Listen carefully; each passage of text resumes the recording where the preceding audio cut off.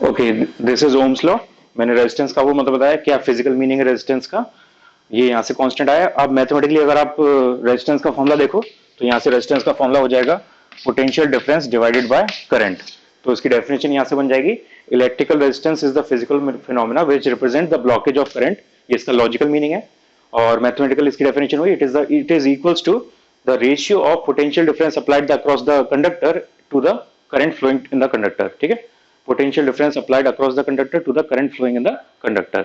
ये इसका mathematical definition हो जाएगी। और electrical resistance is a scalar quantity, because इसके फॉर्मूले में जो दोनों चीजें आ रही हैं, पोटेंशियल डिफरेंस और करंट, दोनों ही स्केलर क्वांटिटी हैं। तो resistance is a scalar quantity. और जिन साइंटिस्ट ने एक्सपेरिमेंट बताया, उन्हीं के नाम पे इसकी ऐसा यूनिट पड़ी है, ऐसा यूनिट ओम। इसका सिंबल होता है ये ओम। ठीक है।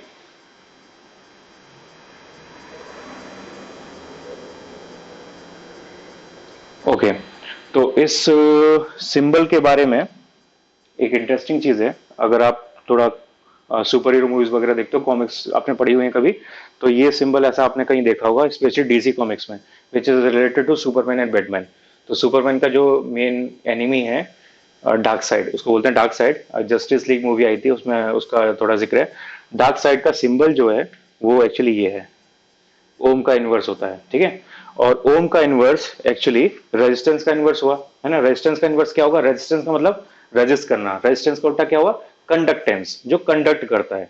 तो जितना ज्यादा रेजिस्टेंस है उतना कम कंडक्टेंस है, जितना कम रेजिस्टेंस है उतना ज्यादा कंडक्टेंस है ना। तो कंडक्टेंस एक क्वांटिटी है, एक्चुअल क्वांटिटी है। ये मैंने आपको इलेक्ट्रिक रेजिस्टेंस बता दिया। अब कंडक्टेंस की बात करते हैं। इसी का जस्ट रिवर्स होता है कंडक्टेंस। तो कंडक्टेंस इसी टॉपिक का पार्ट है। कंडक्टेंस, इसको जी से जनरली शो करते हैं, इसका सिंबल। और ये बेसिकली इनवर्स ऑफ रेजिस्टेंस है, इनवर्स ऑफ रेजिस्टेंस। एक दूसरे के पूरक हैं, एक दूसरे के अपोजिट है। रेजिस्टेंस और कंडक्टेंस मीनिंग से आपको समझ में आ रहा है। उसका फॉर्मूला हो जाएगा G equals to 1/r। Conductance equals to 1 resistance, या conductance equals to resistance inverse. तो इसका जो इसकी जो यूनिट है, वो फनीली जो रेजिस्टेंस की यूनिट होती है उसको ही हमने रिवर्स कर दिया है। तो रेजिस्टेंस की यूनिट होती है ओम, और इसकी यूनिट होती है इसका उल्टा। ओम का उल्टा MHO, मो। ओम यूनिट है रेजिस्टेंस की, मो यूनिट है कंडक्टेंस की, और ये एक्चुअल यूनिट है। I am not making this up. और इसका सिंबल भी जो है वो फनीली साइंटिस्टों ने रिवर्स कर दिया है। जो रेजिस्टेंस सिंबल होता है उसी को रिवर्स करके जो सिंबल मैंने बनाया था, ये मो का सिंबल होता है, यानी कंडक्टेंस का सिंबल होता है। तो ये सिंबल एक्चुअल स्टैंडर्ड सिंबल है, आपको न्यूमेरिकल्स में मिल सकता है। ये रेजिस्टेंस का उल्टा है। ठीक है, मो बोलते हैं इसे। और जो मैंने आपको स्टोरी बताई थी, डार्क साइड का सिंबल है ये, तो कॉमिक्स वगैरह में भी यूज हुआ है। ओके, वो जस्ट फन फैक्ट। ओके, ये हमारे पास हो गया ओम्स लॉ। ओम्स लॉ मैंने समझा दिया। बेसिकली मैं दोबारा रिपीट कर रहा हूँ। Ohm's law states that for ohmic substances, that ohmic substances क्या होती हैं? विच follows Ohm's law, the potential difference applied across a conductor or a material is directly proportional to the current flowing through the conductor या material जो भी है। and the proportionality constant is electrical resistance। और electrical resistance की definition क्या होगी? The ratio of potential difference applied across the conductor divided by the current flowing in the conductor. तो फॉर्मूले से सारी डेफिनेशन बन रही है। फॉर्मूले से आपको खुद डेफिनेशन बनानी है। आप इतने सीनियर क्लास में आ चुके हो कि आपको रेजिस्टेंस, मुझे सॉरी, डेफिनेशन बार बार बोल के लिखवाने की जरूरत नहीं है, आप खुद बना सकते हो, इतने इंटेलिजेंट हो आप। ओके, तो जैसे ये फॉर्मूला लिखा है, इससे आप डेफिनेशन बना सकते हो। जी इज 1/r, यानी रिवर्स ऑफ आर, यानी इनवर्स ऑफ आर। तो inverse of resistance is called conductance. Definition बन गई, आपको कुछ याद करने की इसमें जरूरत नहीं है। ये इसकी यूनिट वगैरह हो गई। और ऑब्वियसली ये भी एक स्केलर क्वांटिटी है,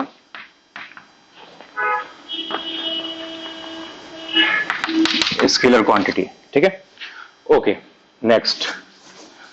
अगर आप ओम्स लॉ के बेसिस पे मटेरियल्स को डिफाइन करो, classification of material on the basis of Ohm's law, तो दो टाइप के मटेरियल होते हैं। क्लासिफिकेशन of material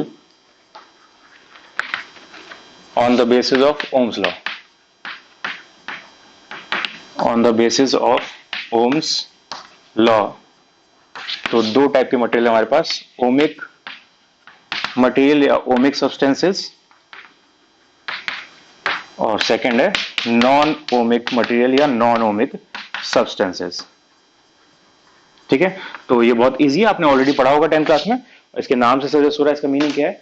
जो मटेरियल या सब्सटेंसेस ओम्स लॉ को फॉलो करते हैं वो ओमिक होते हैं, जो नहीं करते वो नॉन ओमिक सब्सटेंसेस होते हैं। तो इनमें एग्जाम्पल्स आपको पता है ऑलरेडी। ओमिक सब्सटेंस का एग्जांपल क्या है?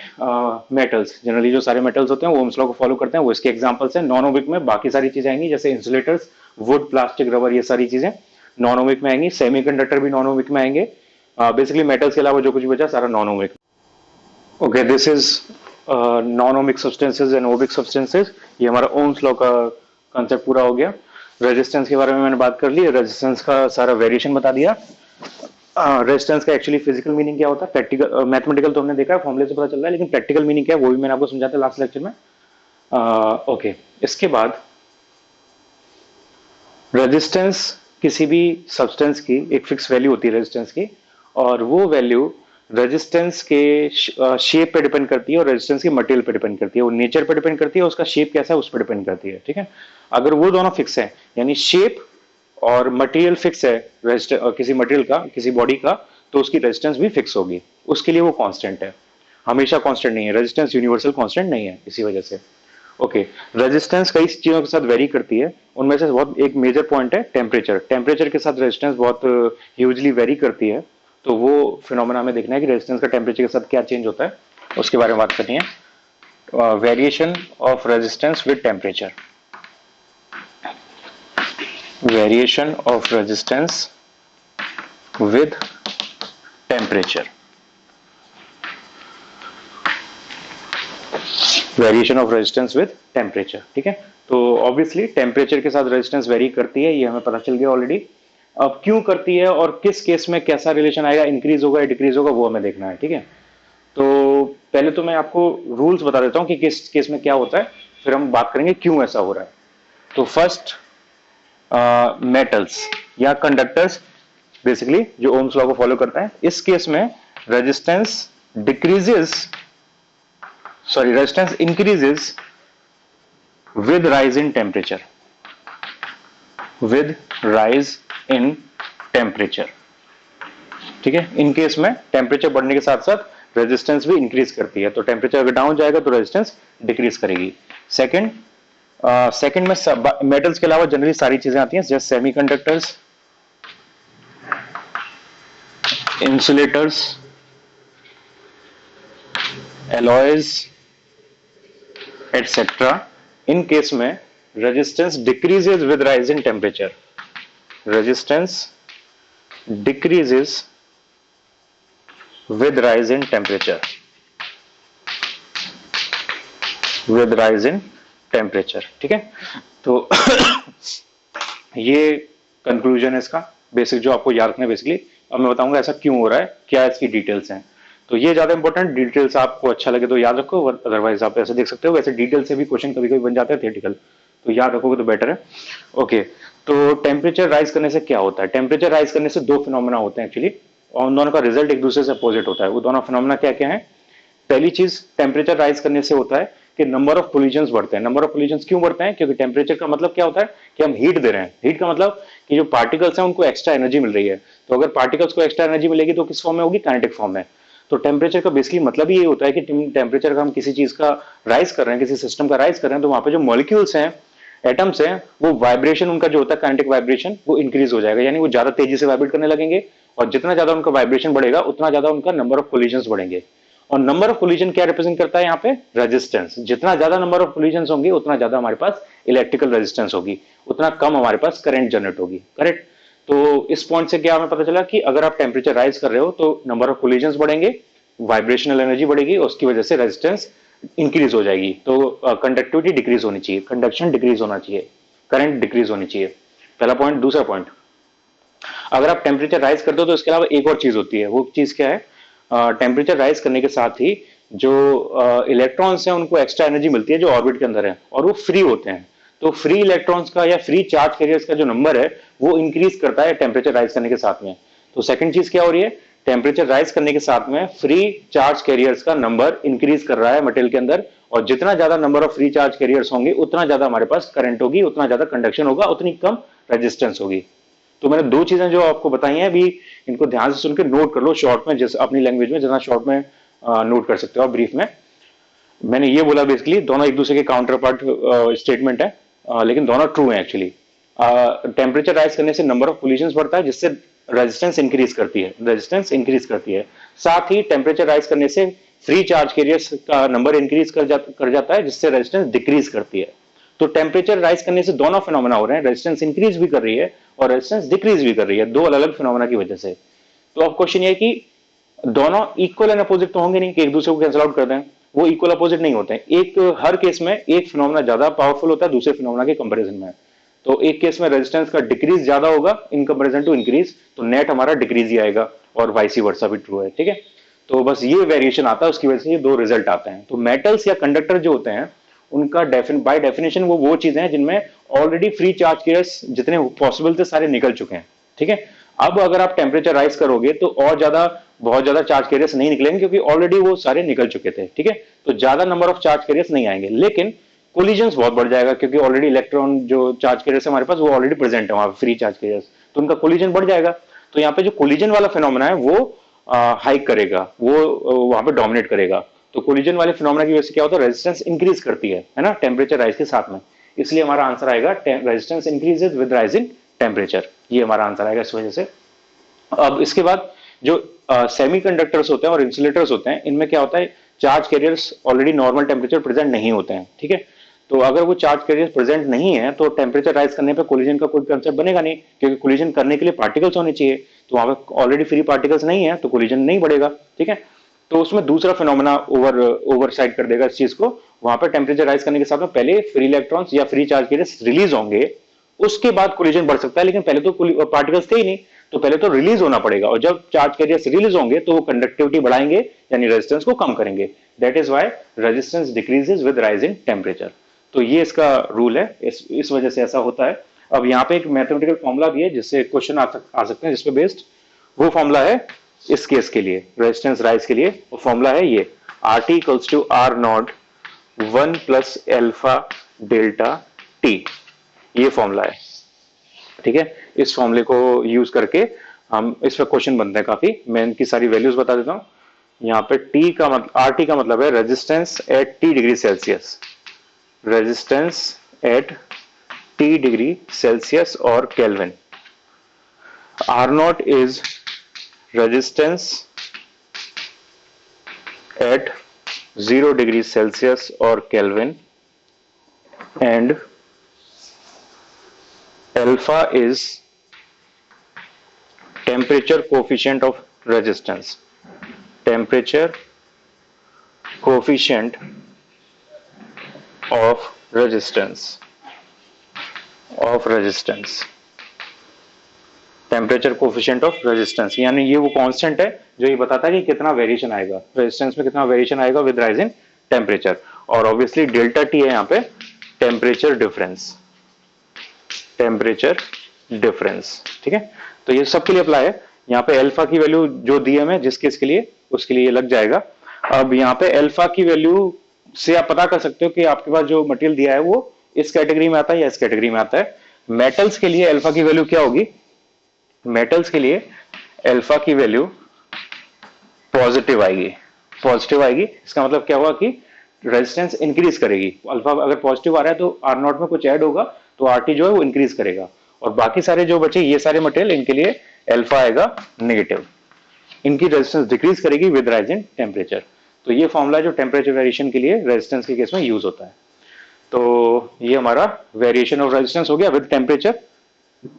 बहुत सारे डिवाइसेस हैं जो इस फिनोमेना के बेसिस पे काम करते हैं, जैसे थर्मोरेजिस्टर या थर्मिस्टर जिसे बोलते हैं, वो इसके फिनोमेना पे काम करता है। और ऐसी और भी सारी डिवाइसेस हैं जो आगे इंजीनियरिंग में यूज होती हैं और बहुत सारी टेक्निकल चीजों में यूज होती हैं जो इस फिनोमेना पे बेस्ड है basically.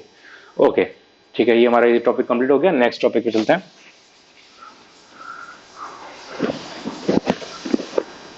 Next topic is resistivity and resistivity, और इसका दूसरा नाम है स्पेसिफिक रेजिस्टेंस।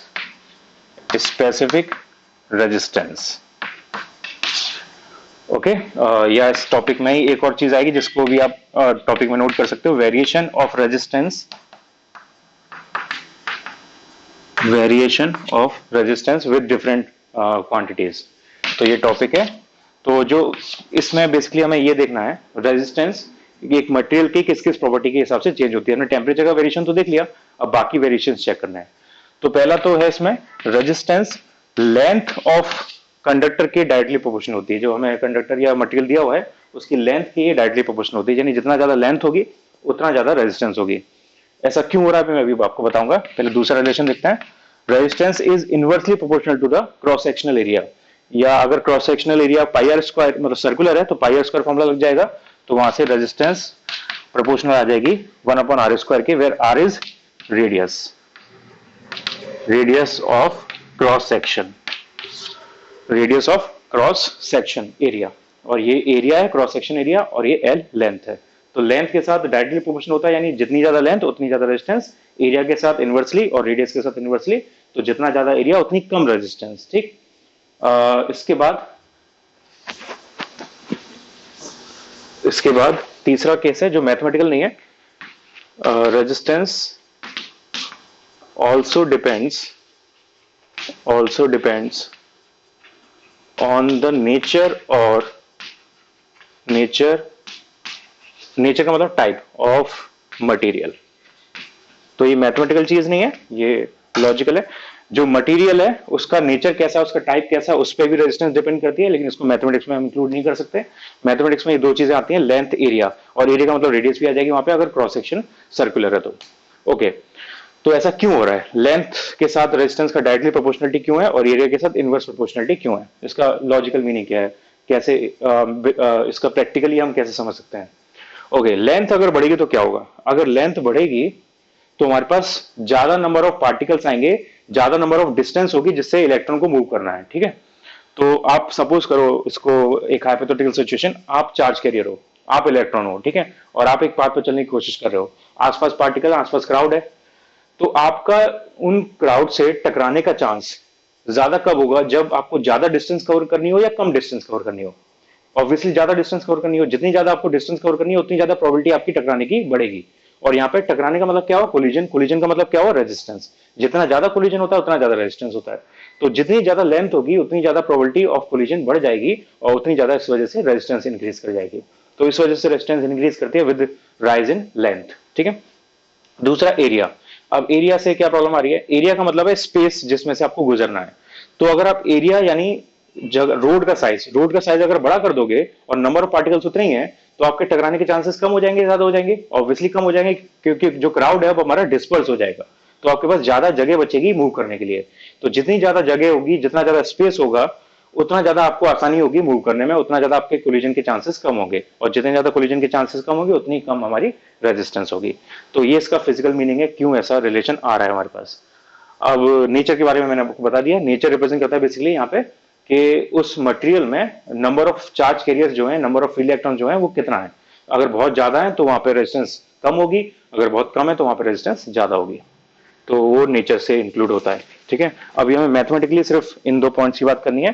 तो इन दोनों को साथ मिला के लिखोगे तो ये आएगा R proportional to L upon A, और जब प्रोपोर्शनलिटी हटाते हैं तो यहाँ पे कांस्टेंट आता है which is rho, L upon A. यहाँ पे ये जो रो है इट इज कॉल्ड रेजिस्टिविटी या स्पेसिफिक रेजिस्टेंस, रेजिस्टिविटी और स्पेसिफिक रेजिस्टेंस। ठीक है, यहां से आप इसकी यूनिट और डायमेंशन निकाल सकते हो बहुत इजीली। यूनिट डायमेंशन इसकी आएगी क्या, रो का फॉर्मूला आएगा यहां से R A divided by L. तो यहां से यूनिट ऑफ रो आ जाएगी, unit of rho ohm metre, ohm metre, और डायमेंशन आप निकाल सकते हो चाहो तो। ओके, तो ये हमारे पास हमने इसकी मैथमेटिक्स की बात कर ली। अब एक इंपॉर्टेंट पॉइंट इसके बारे में, सबसे इंपॉर्टेंट पॉइंट है, यहाँ पे हमसे बेसिकली बोल क्या रहा है कि रेजिस्टेंस लेंथ पर डिपेंड करती है, यानी लेंथ चेंज करोगे तो रेजिस्टेंस चेंज होगी, एरिया चेंज करोगे तो रेजिस्टेंस चेंज होगी, और नेचर चेंज करोगे यानी मटेरियल का टाइप चेंज करोगे तो भी रेजिस्टेंस चेंज होगी। यानी रेजिस्टेंस तीन चीजों पर डिपेंड करती है। तो अब एक बेसिक कंफ्यूजन ये आता है कि आपसे बोलेगा कि एरिया को हमने डबल कर दिया तो रेजिस्टिविटी में क्या चेंज आएगा। तो आपको यहां से दिख रहा है resistivity is directly proportional to area, तो इंक्रीज करना चाहिए, वो हमारा आंसर गलत हो जाएगा। ठीक है, अगर आपसे बोलता है कि हमने एरिया को डबल किया, या बेसिकली आप एरिया और रेजिस्टिविटी के बीच में ग्राफ बनाओ, एरिया और रेजिस्टिविटी के ग्राफ के बीच में जो ग्राफ बनेगा वो बनेगा ऐसे, resistivity will not change with area, same for length, length और रेजिस्टिविटी के बीच का ग्राफ बनेगा ऐसा, resistivity will not change with length, यानी resistivity does not depend on area and length, वो एरिया और लेंथ पर डिपेंड नहीं करती, जबकि यहाँ पे फॉर्मुले में आ रहा है, फॉर्मुले में आ रहा है इसका मतलब जरूरी नहीं है कि उस पर डिपेंड करती है ना। रेजिस्टिविटी सिर्फ एक चीज पर डिपेंड करती है, वो है नेचर, यानी टाइप ऑफ मटेरियल, यानी उसमें फ्री इलेक्ट्रॉन्स या फ्री चार्ज कैरियर्स कितने हैं, उसके हिसाब से रेजिस्टिविटी डिसाइड होगी। जितने ज्यादा चार्ज कैरियर्स होंगे उतनी कम रेजिस्टिविटी होगी, और जितने कम चार्जेस कैरियर होंगे उतनी ज्यादा रेजिस्टिविटी होगी। तो इसको आप स्पेशली अलग से पॉइंट बना के लिख लो, resistivity does not depend on, resistivity rho does not depend on length and area or radius, for that matter radius, but on temperature and nature, temperature and nature of the material, temperature and nature of the material। तो जो हमारी resistivity है वो length पे depend नहीं करती, area पे depend नहीं करती, लेंथ और एरिया को चेंज करके वो चेंज नहीं होगी, वो डिपेंड करती है टेम्परेचर पे और नेचर पे मेनली। ठीक है, तो ये इंपॉर्टेंट पॉइंट आपको याद रखना है इसके बारे में। तो resistivity is a constant for no matter what the dimensions, what the shape is of the body.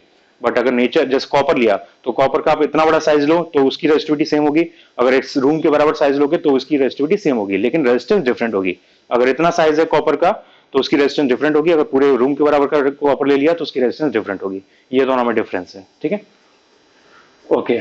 अब जैसे हमने एक टॉपिक पढ़ा था अभी, रेजिस्टेंस का inverse, inverse of resistance is called conductance. ठीक है, जिसकी यूनिट होती है मो और सिंबल उसका अपोजिट हो जाता है उसके, वो इनवर्स है बेसिकली रेजिस्टेंस का। ऐसे यहाँ पे रेजिस्टिविटी का भी इनवर्स होता है जिसको हम बोलते हैं कंडक्टिविटी, कंडक्टिविटी, या जैसे इसका दूसरा नाम क्या है स्पेसिफिक रेजिस्टेंस, तो इसका दूसरा नाम हो जाएगा स्पेसिफिक कंडक्टेंस, स्पेसिफिक कंडक्टेंस। इसका सिंबल होता है सिग्मा, और ये दोनों ही स्केलर क्वांटिटी है, ये दोनों ही स्केलर क्वांटिटीज हैं। ठीक है, उसका फॉर्मूला हो जाएगा ऑब्वियसली 1/ρ। तो कंडक्टिविटी की डेफिनेशन क्या हुई, it is the inverse of resistivity. तो यहां से इसकी आप यूनिट भी निकाल सकते हो, इसकी यूनिट हो जाएगी ओम मीटर इनवर्स या मो मीटर इनवर्स। ठीक है, ये इसकी यूनिट हो जाएगी। डेफिनेशन मैंने बता दी, इनवर्स ऑफ रेजिस्टिविटी। रेजिस्टिविटी की डेफिनेशन की बात नहीं करी अब हमने, रेजिस्टिविटी की डेफिनेशन देख लेते हैं, फॉर्मूले से बनेगी ऑब्वियसली, फॉर्मूले से इसकी डेफिनेशन बनाते हैं क्या होनी चाहिए। फॉर्मूला था rho equals to R A upon L, तो इसकी डेफिनेशन हो जाएगी, ए और एल को आप यूनिट कर दो। ठीक है, तो क्या बचेगा, रो इक्वल्स टू आर, तो उसकी डेफिनेशन हो जाएगी रेजिस्टिविटी और specific resistance is equals to the resistance of a material, of a specific material of unit cross sectional area and unit length for a ये एक डेफिनेशन होगी, मैं दूसरे तरीके से बता रहा हूँ, for a given conductive material for sorry conductive नहीं कुछ भी ले सकते हो, for a given material of unit length and unit cross section area the resistance is equals to the resistivity or specific resistance of the material। ये इसकी definition यहाँ से बन जाएगी। ठीक है, तो इसे आप खुद बना के लिख सकते हो। ओके, और जब भी आपसे डेफिनेशन वगैरह पूछी जाए, ये सारे पॉइंट्स जो इंपॉर्टेंट पॉइंट्स होते हैं वो भी आपको मेंशन करने होते हैं। तो ये हमारा टॉपिक हो गया रेजिस्टिविटी का, और कंडक्टिविटी और स्पेसिफिक रेजिस्टेंस जिसे बोलते हैं, या स्पेसिफिक कंडक्टेंस।